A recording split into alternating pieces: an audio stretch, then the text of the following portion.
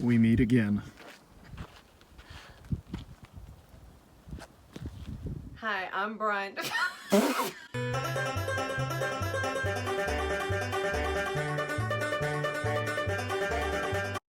All right, guys, so here we are back at the scene of the crime. This is our driveway crossing of the wash. Here's the wash here. If you recall, a little while ago, we had a pretty big storm, and one of the casualties, just one, is this piece of water pipe right here. So our well is up the hill here. So this water pipe used to, of course, run underground. This is what's called ranch pipe. It's 1.25 inches, and it transports our water from the well all the way up to our living space. So it goes across this wash, in theory underground, basically up the other side of the driveway there, and then kind of runs up to the house. Now, there's another problem spot that I've showed before, basically along the wall of the wash. As the water line is traveling up there, it has been exposed up there too, and it falls right out of the wall. So currently, after the last storm, I have two spots, one up there and one right here, where the water line is exposed. So I thought I'd have some time. I've been doing some other projects, and once I kind of reconnected this and got water back to the house, I thought I'd have some time to deal with this before the next real issue for this kind of a setup is freezing. Well, if you are aware of our weather around here, we just got a freeze last night. It came a little early, and it came kind of out of nowhere, so we had to kind of rush to put something in place. So here's what I've done. So this, of course, is a quick fix. This is not permanent or anything. But what I was able to do just quickly was where I had already done kind of a splice, I guess, right, with a little connector and some hose clamps. I had one of those over here as well. I had to add this little short piece because these two pieces of the original pipe wouldn't reach each other after they had broken apart. So I had to add this little extra section. So my fix is for freezing. So obviously the problem with freezing is that this pipe can expand and potentially break. Now, I've been told by people that know ranch pipe fairly well that ranch pipe is flexible enough. It is a plastic. It's like a poly tubing. I've been told that it can handle the expansion of freezing, but what cannot handle the expansion of freezing are these joints, these couplers. So the issue I have is I couldn't just leave this the way it was, because if it freezes and expands, that would crack. So we'd have a problem there. So what you need to do if you're going to have any of these connectors, and they're going to be exposed as these currently are, is you got to drain the line. So what I did was, so obviously I can turn off the water at the well house, which I did, but then after I turn off that water, I don't have any means to empty, right, to drain this line, because I can't just open a spigot or anything, because there's no pressure in the line. The pressure comes from the pump at the well house, which my water shutoff is after the pump. So I needed a place to drain. So this is kind of the low spot since we're down in the wash here. So what I did was I changed out a connector, just a straight connector, for a T. And at the end of that T, I put a cap. So I can just open this cap and drain all this water out.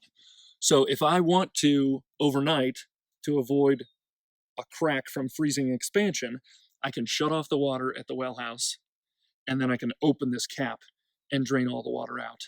And now I've got an empty hose, and it can freeze to its heart's content. Obviously, we don't have water at the house, which, if this froze, we wouldn't have water at the house anyway. So either way, we're going to lose our water temporarily. But this way, we hopefully don't break our setup if we can drain the tube. So that's what we had to do. I did that yesterday, and it appears to have worked. I can turn it back on today and fill this pipe back up, and we can use it again. We're supposed to freeze again tonight, so I'm debating whether I'm even going to turn that on today, because I would just have to drain it again tonight. But that was our quick fix. Now, of course, I only did that because I got surprised by this freeze and had to do something quickly. But ultimately, and I talked with our road maintenance guy here locally about this, and he agreed. So ultimately, what we want to do, even though we're going to be moving to water catchment as soon as we can, that's going to take us a little bit of time.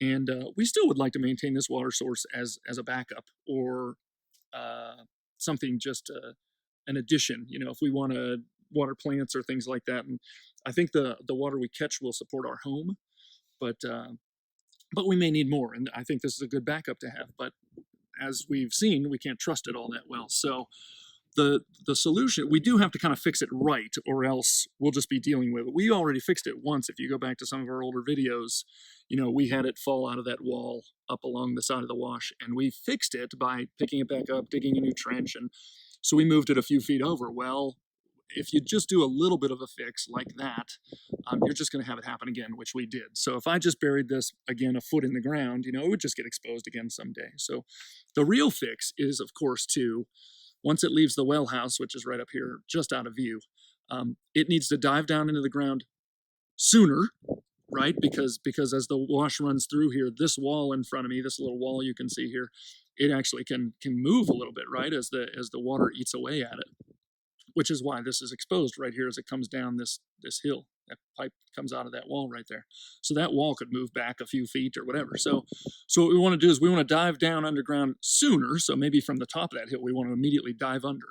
And instead of going a foot or 2 feet or whatever under here, we want to go like 8 to 10 feet, a trench, 8 or 10 feet underground here. And we want to run this pipe all the way across the wash, 8 or 10 feet underground. And same thing on the other side. We want to go a little farther past the wash before we kind of come up again. But then once we get up and out of our driveway area up there, instead of turning and going right up along the wash as the line does now and is susceptible to being eroded and falling out of the wall, we want to have that line go farther. Basically what we want to do is we want to have it follow our driveway. So as we go up that hill, we drive a little farther before we turn up towards the house. And we think the trench should follow that line, which is far away from the edge of the wash. So now, but once we get across the wash and a little past that little hill right there, which again could move slightly depending on what the water does, so you get past it a little ways before you kind of come up towards the surface, then the trench would only need to be a foot or 2 deep the rest of the way, because it's not in danger of being washed out. So that's our longer term fix. Just wanted to give you an update of what we're doing here with our water line. We got surprised by this freeze, so I had to do something kind of quick, but it seems to have solved our problem temporarily. And when these couple days of freezing are over, I can turn this back on. This will function just as normal, and we'll leave this here. But the longer term fix then is to get some digging going on in this wash, a nice deep trench, I mean real deep, to come across this wash. So no matter what happens in this wash, if this changes by a couple of feet, we can handle it. The pipe will still be buried. So that's our goal. Let's see if we can make that happen. But for now, we've got ourselves temporarily taken care of.